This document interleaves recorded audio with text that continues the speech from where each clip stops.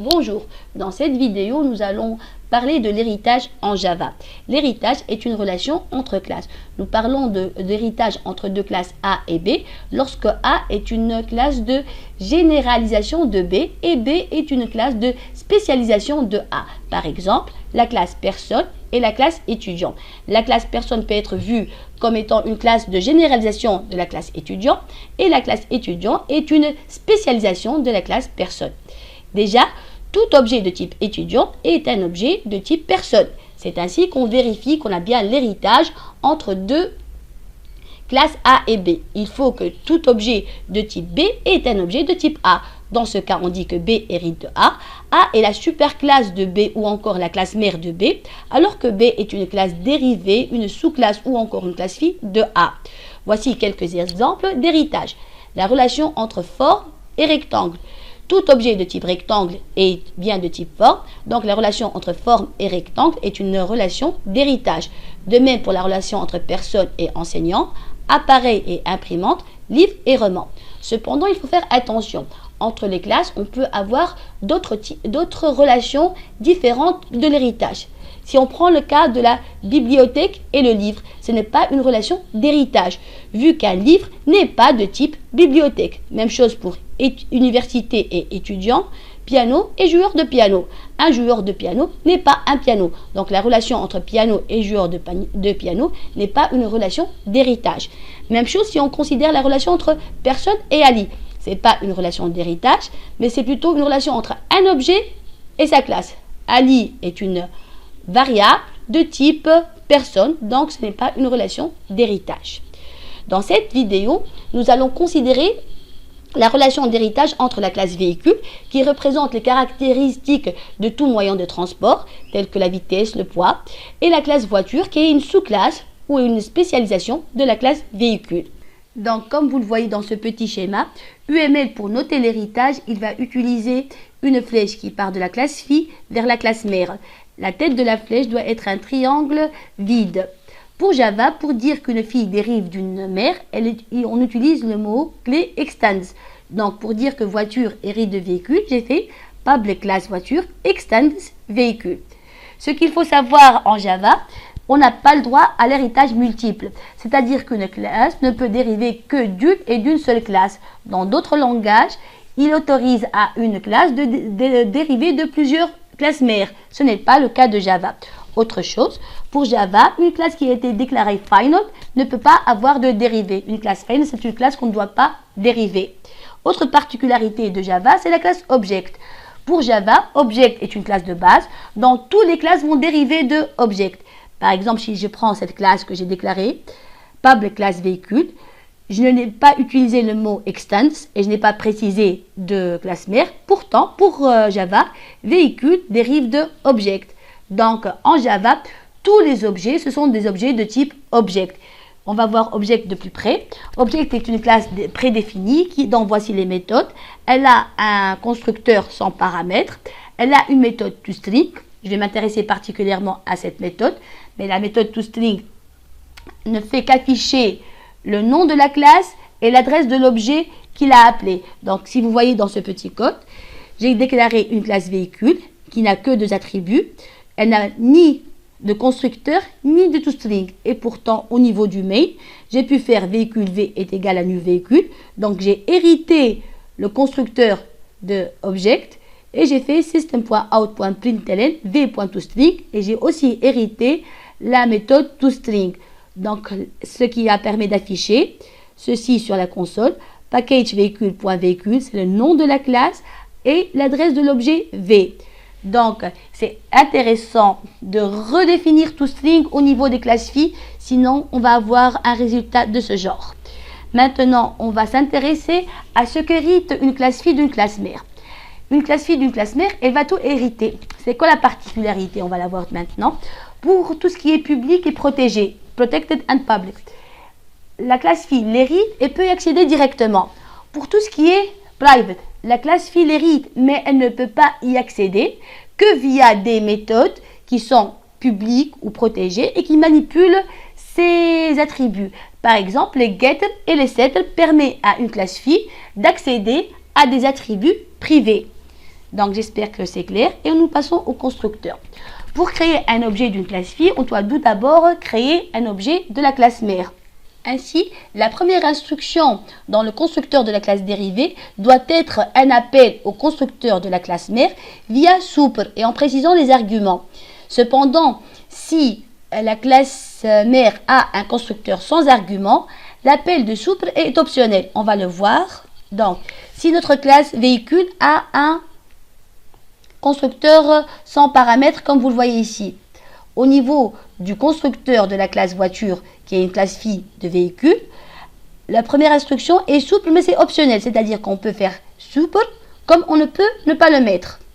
Par contre, si notre classe mère n'a que des constructeurs paramétrés, tels que véhicule dans ce cas, au niveau de la classe fille, il faut et obligatoirement commencer par une instruction où on met souple et on précise les arguments, ce qui est logique, car comme on vient de le dire, pour créer un objet de type voiture, il faut avant tout créer un objet de type véhicule.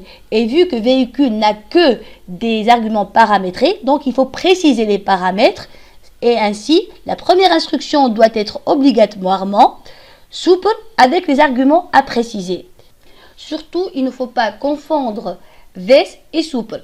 Donc, on va revoir VS et souple. VS réfère l'instance elle-même, l'objet courant, alors que souple réfère la partie héritée de l'instance. This comme méthode va appeler le constructeur de la classe elle-même. Souple va appeler le constructeur de la superclasse. Pour bien revoir ces notions-là, on va regarder ce petit code. Donc, on a toujours la classe voiture qui est dérive de véhicule. La classe voiture va avoir comme attribut nombre passager, un constructeur paramétré.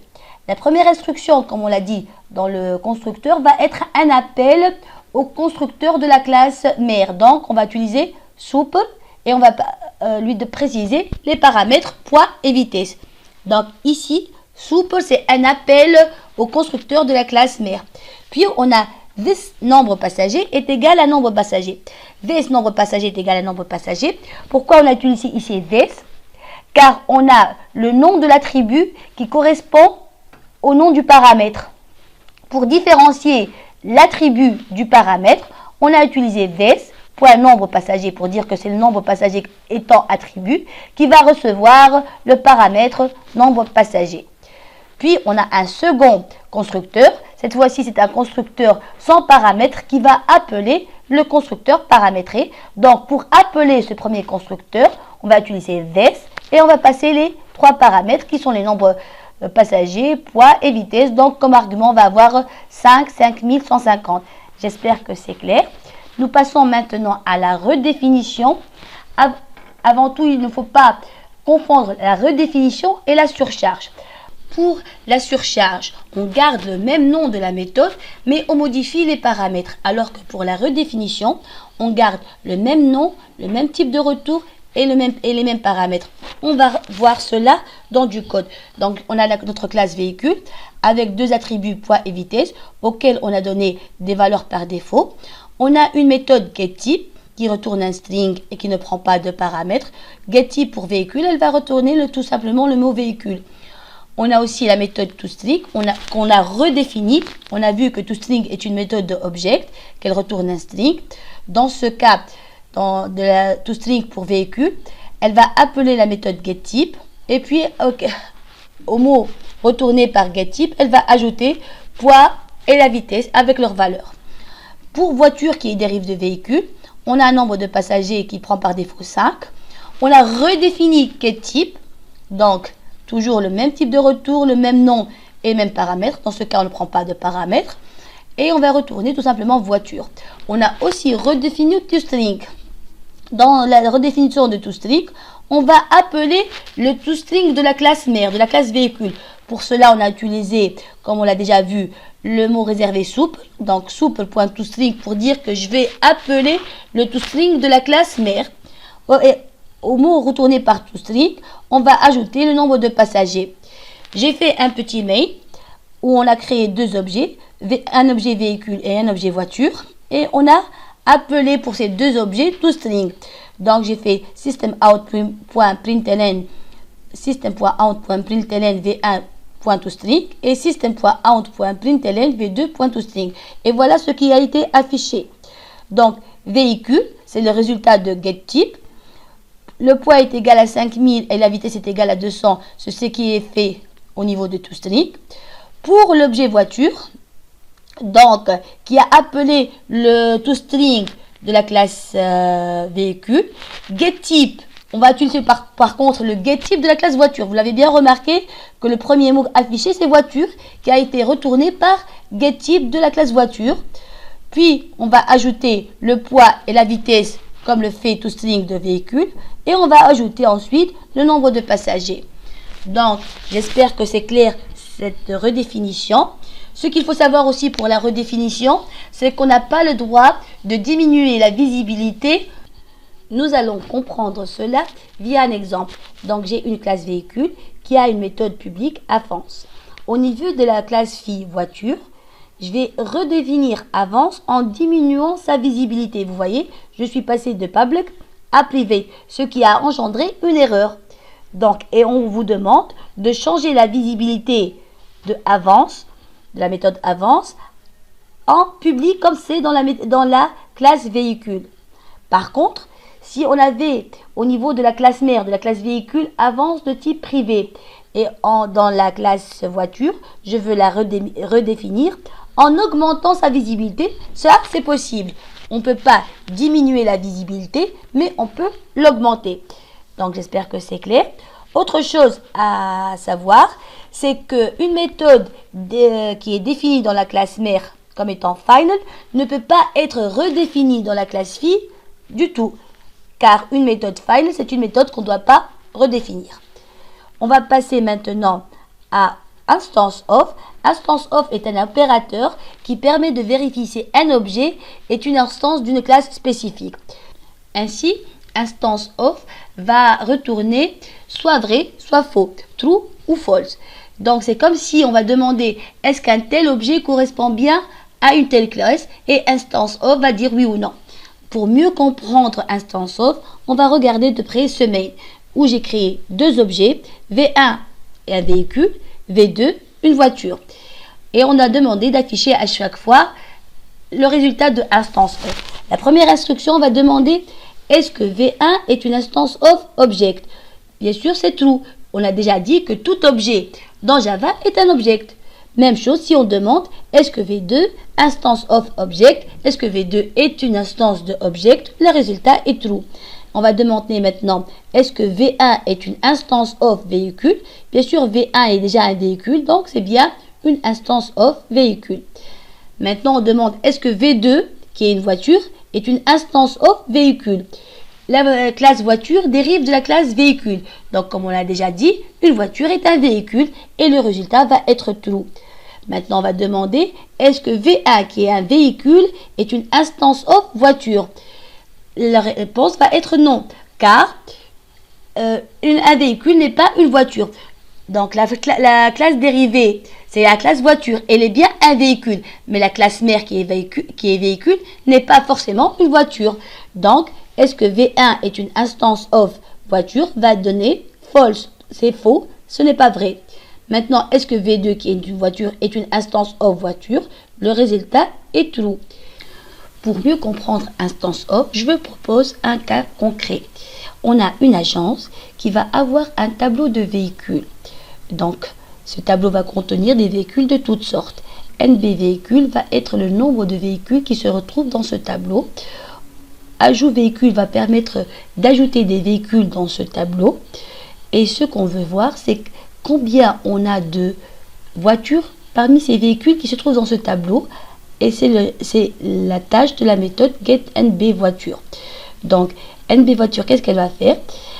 Elle va initialiser NB voiture à 0, parcourir toutes les cases du tableau, vérifier si l'élément qui se trouve dans la classe est bien une voiture ou pas grâce à l'opérateur instance of. Si véhicule de i instance of voiture retourne true, on va incrémenter le nombre de voitures et passer à l'élément suivant jusqu'à terminer tous les éléments qui se trouvent dans le tableau et à la fin on va retourner nombre de voitures. Donc grâce à instance of, on va pouvoir distinguer les voitures, les autres véhicules.